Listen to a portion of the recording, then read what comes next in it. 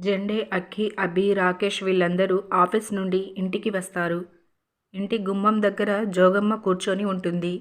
జోగమ్మని చూసి జెండే, విధికి అనుగుణంగా నడుచుకోమని మీరు చెప్పిన మాటల వల్లే ఈరోజు మా అను, ఆర్య తిరిగి మా ఇంటికి వచ్చారు అని జెండే జోగమ్మతో అంటాడు. ఇక జోగమ్మ నవ్వుతూ, రేపు అమ్మ చేయబోయే మహిమకి, దాని ఫలితాలకి ఇంకెంత అబ్బురపడతారో అని జోగమ్మ అంటూ ఉంటే, ఏంటమ్మా అది అని జెండే జోగమ్మను అడుగుతాడు.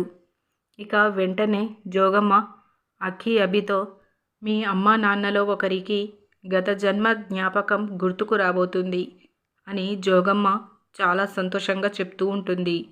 ఆ మాట విన్న అక్కి, అభి చాలా సంతోషపడతారు. జెండే కూడా సంతోషపడుతూ ఉంటాడు.